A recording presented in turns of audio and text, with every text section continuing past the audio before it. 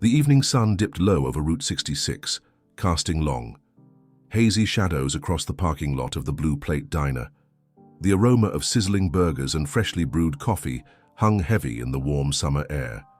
Mixing with a faint whiff of motor oil drifting from the highway, a classic rock tune barely audible from the speakers inside, and the neon sign buzzed and flickered like a pulse against the darkening sky. Jake, Webb Harrison, stood at the edge of the lot, rolling his shoulders after 6 hours on his Harley-Davidson. His black leather cut hung heavy, the faded red and white Hell's Angels patch unmistakable. Tattoos snaked up his neck and around his forearms. Skulls, eagles, and words in Old English script that told stories only those who had lived them could truly understand. His beard was thick and streaked with grey, and his eyes carried the weight of 47 years, most of them hard. But tonight, all Webb wanted was a hot meal and a strong cup of coffee before the final ride home to see his daughter, celebrating her 10th birthday. Before we go any further, if you believe in kindness, second chances, and sticking up for what's right, make sure to like, comment, share, and subscribe to this channel.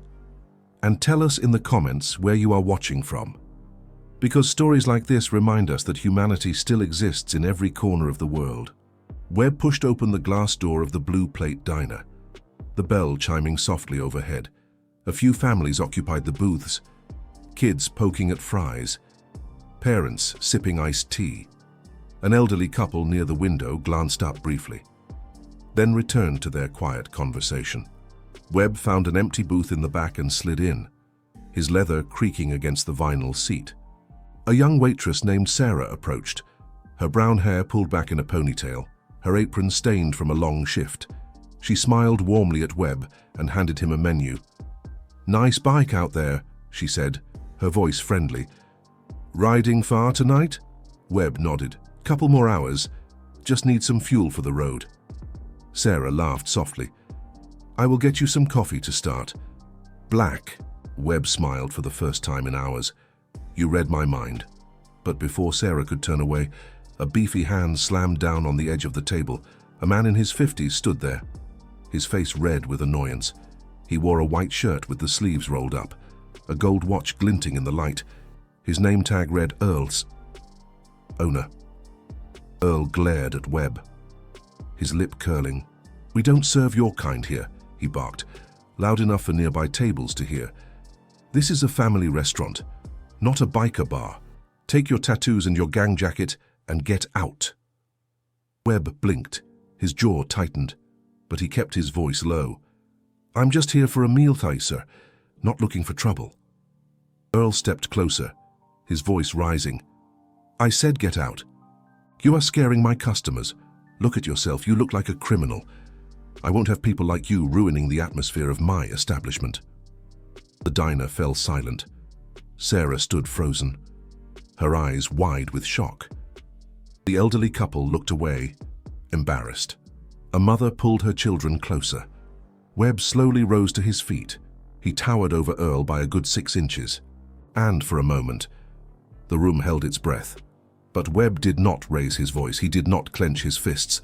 He simply reached into his pocket, pulled out a $20 bill, and placed it gently on the table. "For the coffee she was going to bring me," he said quietly. Then he turned and walked out. Sarah watched him go, her hands trembling. "That was not right," she whispered. Earl glared at her. "Get back to work and don't question me again." The next morning, Earl arrived at the diner early, whistling as he unlocked the front door. The sun was just cresting the hills, and the parking lot was empty except for his sedan. He stepped inside, flipped on the lights, and began setting up for the breakfast rush. Then he heard it. A rumble. Low at first, like distant thunder, but it grew and grew. The windows began to vibrate. Coffee cups rattled on their shelves. Earl stepped outside and froze. Motorcycles, hundreds of them, big Harley-Davidsons, chrome gleaming in the morning light. Engines roaring like a chorus of beasts. They lined the street in both directions, stretching as far as the eye could see. 300 riders, at least, leather vests everywhere. The red and white Hell's Angels patches blazed like war flags. Earl's face went white. His legs felt weak. He stumbled backward as a massive biker dismounted from the lead bike and walked toward him. It was Webb. But he was not alone. Behind him stood a wall of men and women. Arms crossed, faces hard. Webb stopped a few feet from Earl. "Remember me," he growled, his voice low and steady. Earl tried to speak, but no words came out. He looked around desperately, but there was no escape. The street was blocked. His precious diner was surrounded.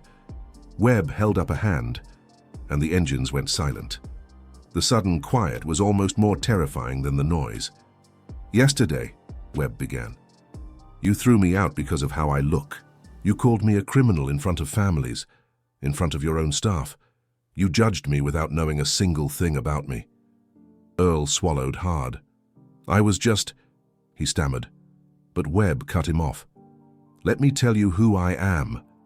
I served 2 tours in Afghanistan. I spent 8 years working construction to put my daughter through school. So I volunteer at the Veterans Shelter every Thanksgiving. And last month, I helped raise $40,000 for a children's hospital." Webb stepped closer. "But you looked at my tattoos and my cut, and you saw a monster." Earl's eyes were wide now, his hands shaking uncontrollably, behind Webb. The bikers stood in perfect stillness. "We are not here to hurt you," Webb said. "We are here to teach you something." He gestured behind him. "Every one of these men and women has a story. Nurses, teachers, mechanics, veterans, parents, grandparents, people who work hard, pay their taxes, and love their families. And every one of them has been judged like I was judged last night." Sarah appeared in the doorway, tears streaming down her face. She had seen everything. Webb turned to her. "You were kind to me when no one else was. That means something." He reached into his cut and pulled out an envelope. Inside was $3,000 in cash. "This is for you," he said, "from all of us, because people who see others as human beings deserve to be seen the same way." Sarah sobbed, pressing the envelope to her chest. "I cannot accept this," she whispered. Webb smiled gently. "You already earned it." Then he turned back to Earl. "We are not going to destroy your business. We are not going to hurt you, but we are going to eat here this morning, all 300 of us, and you are going to serve us with a smile. And from this day forward, you're going to treat every person who walks through that door with the dignity they deserve, no matter how they look. Do we have an understanding?" Earl nodded slowly, his face ashen. "Yes," he rasped. "Yes, we do." One by one, the bikers filed into the Blue Plate diner, filling every booth and want every seat at the counter. They ordered coffee, eggs, and pancakes.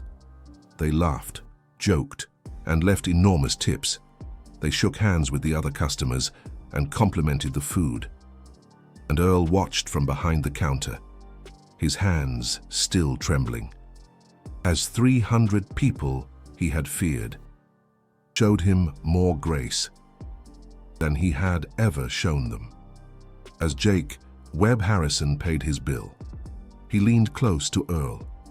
"We do not forget kindness," he said quietly, "and we do not forget disrespect, but we also believe in second chances. Today, you got yours. Use it wisely." Jake walked out into the morning sun, mounted his Harley-Davidson, and with a roar of engines, 300 motorcycles thundered down Route 66 and disappeared into the horizon. A true brotherhood. And before we end, now we have one special request for you. Comment below with the words "Dignity for All" to show that you stand with Jake and every person who has been judged unfairly. Because sometimes the loudest lessons come not from anger, but from grace. And please like on my share and subscribe if this story touched your heart. And remember, true strength is not about what you can destroy. It is about what you choose to build.